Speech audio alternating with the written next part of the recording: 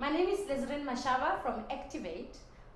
So the reason we here is because we're very interested in creating and promoting platforms where we can have conversations with the aim of shifting mindset about whatever issues that we would like to focus on for that period. So Imbizos are basically platforms that we have created to have dialogues with organizations and some of the young people, members of the civil society, government, to speak about, really to share some of the best practice and methodologies that people have been using to deal with the issues which they're dealing with. And in this case, we are looking at gender-based violence as one of the root causes for disconnections and exclusion in the society.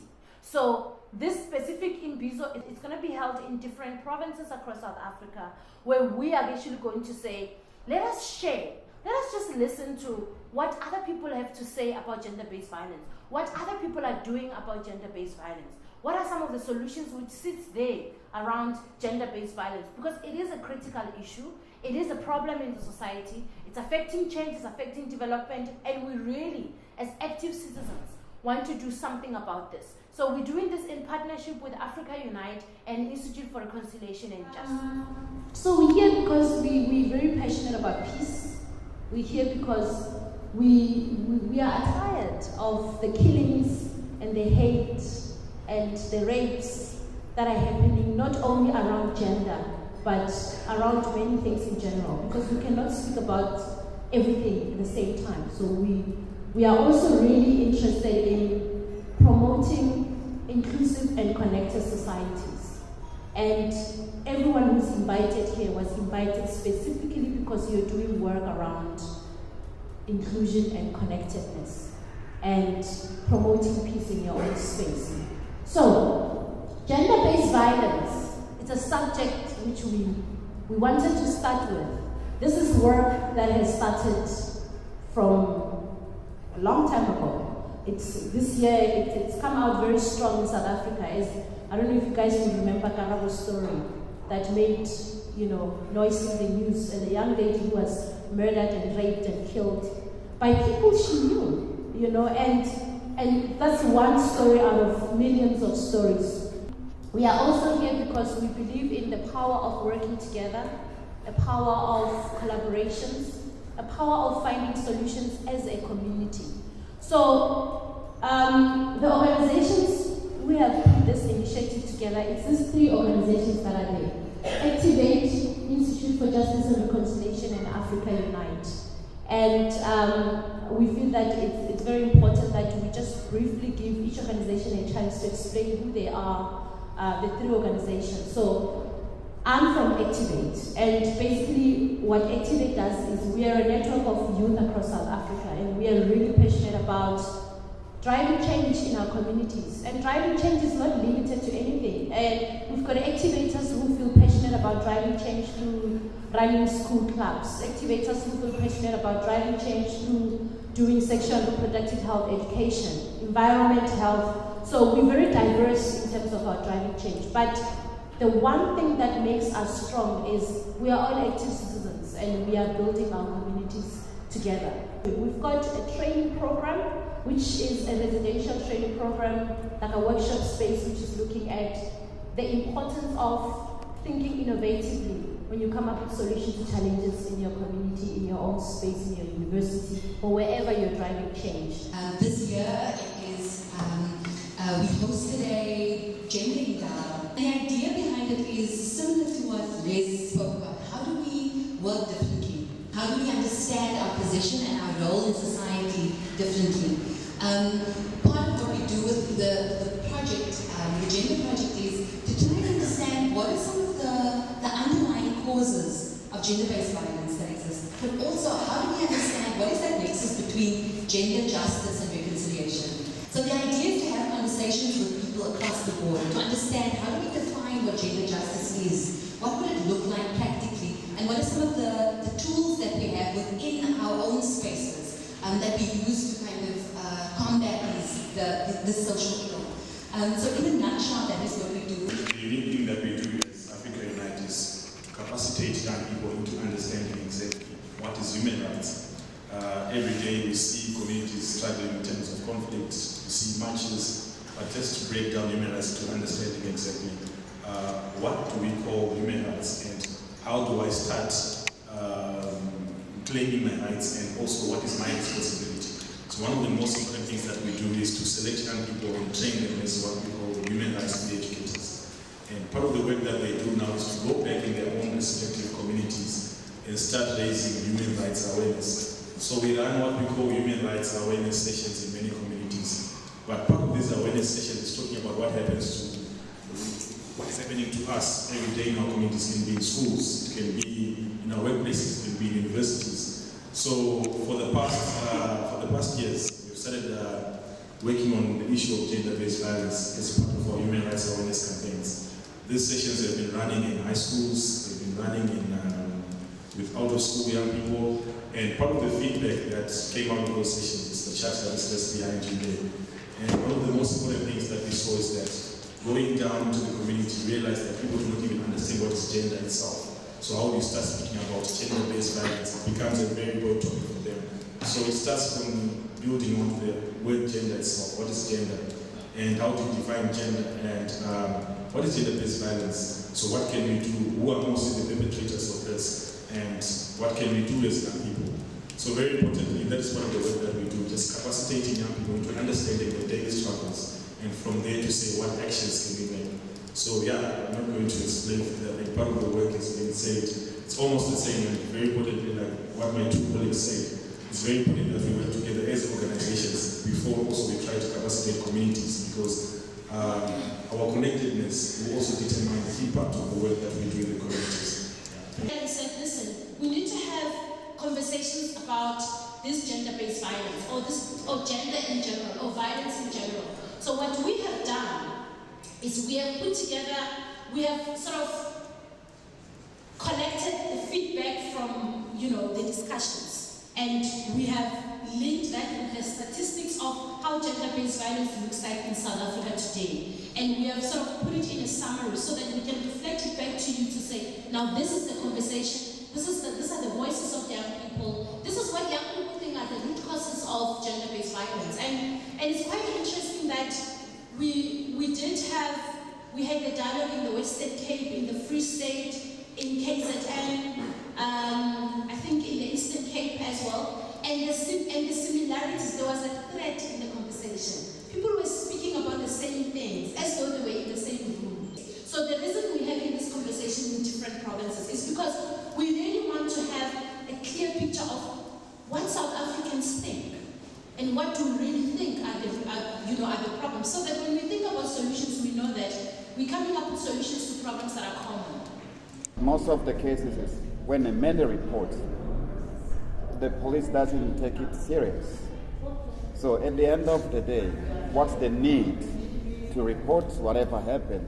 Well, they will look at you like, look at this, is stupid, like what, a crying baby man. So we need to consider all these aspects, because when a man reports the violence against the woman, they will laugh at your face. And you end up looking as you don't know what you're doing. And this is another concern, because when the police don't take men serious about the violence that they are facing, then they can react in a different manner, which can harm the partner, and it's too late to fix it. When a person says, I'm the man of the house, but you're not a man, it also means the meaning behind that, it's instigating the action. And the societal way of looking at males, it instigates the action. So it means because you're the man of the house, you have power, and because you have power, you can do this and this and that. So what that does to a person that you're imposing that to, it's violence. Sometimes frustrates you with something that frustrates you, that can go to the core of it, and then you find yourself that you're beating your partner, and then you've got those issues that you've never seen your parents fighting, and you don't know where you get that. Until you tackle that, you go to therapists, you tell people, because some of them, they've got issues. I beat my partner and they feel sorry about it. Because it's not something that they blame. You have to deal with yourself, what you said right now. It's the gender, there's a violence within you that you need to deal with. speak about it outside to other people. Yeah. So for me, it's bringing a whole lot of issues to kind of, when we talk gender at home or in our communities or in our programs, what do we really want to address? Because also the way I was raised is differently. I'll speak for myself. To this point, I'm really good at washing dishes. Cooking is still an issue. Not because I can't cook, but my mother always could call me, help me, like chop the veg, while my brothers are watching TV. I don't think that thing has left me because it's still here, you know? I really don't like to let me cook because I stood up myself, I go and cook. Let nobody say, it just raises those, because I don't think that was dealt with. Why were they able to watch TV? I missed out a lot of those programs. And when we're sitting, they're talking about those things and I don't know where to share them because I didn't watch. So I was raised to believe I need to help my mother in the kitchen when you're doing laundry and other things, and my brothers can run around. So to say, what are we doing? I think we can do as much in our organizations and everything, but I'll still go back to what you say. A whole lot of things, if are not addressed internally and as a person and as a self, I think that is very difficult to kind of move forward, because how do you move forward when other things have not been put to rest? Thinking about this question a lot, because this is also the pushback that we often get, especially from men. So the pushback that we usually get from men is, why must we differentiate between, gender-based violence and violence, because violence is violence. But the way that I understand it, often it's used interchangeably. So people say gender-based violence and violence against women and children, and people kind of use those two interchangeably. The way that I understand gender-based violence is that it speaks to very specifically the power imbalances. So when we speak of gender-based violence, we're talking about violence that's inflicted on women and children, usually at the hands of predominantly perpetrators being men. So when we're talking about GBV, and the reason why we differentiate that is so that we can bring to the fore this thing about power imbalance and this thing about women, and so yes, men are also victims of violence, and often if we look at statistics, men die at the hands of other men as well. So they're both perpetrators and victims.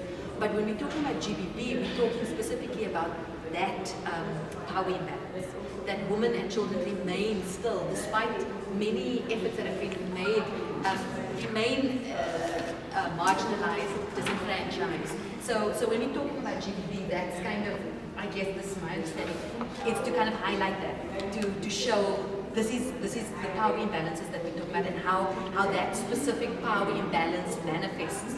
So there's lots of different manifestations of power imbalances and inequalities, but one of them specifically is how children and women are affected, and also people from the LGBTI community.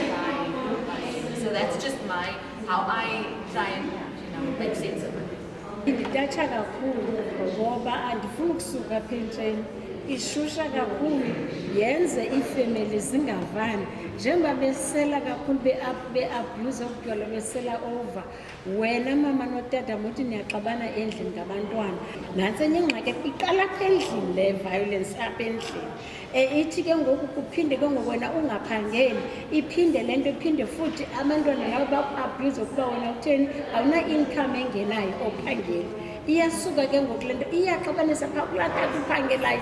Abanye ootata badle bazixhome basweleke ngenxa yomndeni ongavaniyo apha ngaphakathi endlini. Kufuneka sijonge naphaa kwelaa cala lezi rights ezingaka zakagovernment. Thina zange sizane bantwana singamantombazana, kodwa andithethi ukuthi ke kwakutheni, kodwa zange thina kumamela one umama kwathi mntanam ungaziphathi kakubi, abethu abamameli. I'm talking about there being a dire need for spaces for people to do personal healing or spaces, safe spaces for offloading whatever individuals are carrying. Okay, the solutions that we came up with were collaborations with the networks, organizations, and also safety homes, and then also get people to share their stories, like Les said, keep these conversations going, have regular flash mobs and marches, and also a door-to-door campaign. Because it would be better if you see that, okay, that woman from next door, every second day she's got a blue eye. Let's, as an organization, visit her and find out what's happening, and then that maybe will end the cycle. Our idea was that we create a monthly network where all of these organizations can come to attend. Where it's basically an updating monthly basis situation. So every organization will have a representative that attends and tell everybody else what is happening within their organization.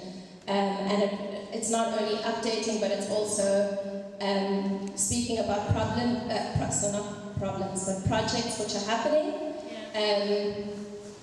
to let other organizations know about them and see whether one can collaborate with these projects. And so that was number one, these monthly networks. Then we said it would also be nice to have either an emailing and a WhatsApp network for organizational support. So if one organization faces a problem and they don't know how to deal with it, then other organizations could try and help them.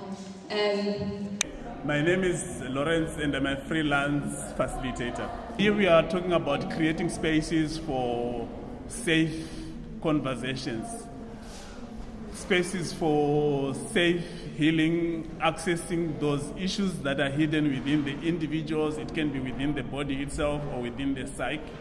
And these can take different forms. It can take group work, deep emotional work, or it can take intellectual work, but accessing those areas where we tend to think we know things, but we don't necessarily know them, and challenging each other as to what do you really know about what you know, and what do you really know about what you don't know, and work with that which comes out. And I feel like the solutions that we need in order to move forward from gender-based violence, one, we need to go to churches and address the issue of how religion contributes to gender-based violence, because I feel like there is some root of gender-based violence that is inherent in the Bible. I'm not trying to throw blasphemy on it, but there are things that need to be relearned and unlearned from there. And further than that, we need to go back to our societies and communities and have these conversations, not necessarily have them in these spaces that are convenient for other people to come to, but to actually go to where the story happens. Thank you. Hi, I'm Donnell. I'm from the Institute for Justice and Reconciliation. And I'm Eleanor Deploy, and I also work for IJR, and the two of us work on the Gender Justice and Reconciliation project for the Institute. I think what I took away from today's Imbizo was the need for a safe space where we can reflect on the work that we're currently doing in the gender sector and try and think of innovative ways that we can combat gender-based violence and establish gender-based peace. So yeah, that was me for today. And for me, another thing that stood out quite strongly was the fact that many of the organizations that were represented today voiced the need for, as Donnell said, for more spaces like this. So there's not, these conversations have been happening and are happening in communities across the country, across the Western Cape, but there needs to be a more collaborative effort that is needed for us to maximize our collective effort and our collective impact. And hopefully what's going to come out from this conversation is creating those spaces where practitioners can come together, where we can reflect together, where we can share learnings together, and also just encourage and support one another in this really difficult work that is being done. Often we are faced with really traumatic stories that we hear, that we witness, and many times there's a need also for healers to heal. and for spaces like that to be created. So we are quite encouraged by that, and as an organization striving to build fair, inclusive and democratic spaces, that's something that we are quite committed to opening up those spaces, but not just keeping those spaces within CBDs or confined to spaces that are often inaccessible to many communities, but to take the conversation further, take it to communities where the things are happening, so that we can hear from the coalface what are some of the initiatives that community members have started, where do they need support, and how can we work together better. Yeah. Hi, I'm Tulim Dwacha, and I'm an activist working for Inclusive and Affirming Ministries. We're a faith-based organization working with clergy, religious spaces, about opening spaces that are inclusive for people living with HIV and AIDS, and also queer-bodied persons. One thing I really liked about today's Imbizo was how everybody was willing to say, you know, enough is enough. We're not going to wait for government. We're not going to wait for people who are supposed to be delivering this service to our communities, but we are going to do it ourselves, and they can meet us along the way. I strongly believe that by turning a blind eye and keeping quiet, we are also being co-instigators within gender-based violence. We need to speak out, we need to report, and we need to be there for each other. Igama lami nginguViyani Mnqethe, ndiphuma kwi-peace building team. Sizi-organizations masi network sisebenze ngelizwe linye. Bavela ke nabanye besithi kubalulekile into ukuba sibe ne forum okanye indlela yokudilishana nee-issues zethu thina sisi-activists, ngoba nathi siyachaphazeleka sisi-activists. Funeke sibe nee-safe spaces apho ke sizawuthi si-offloade ii-burden zethu, so that sikwazi nathi udilishana nee-issues ezimalunga ne-gender-based violence kwii-communities zethu.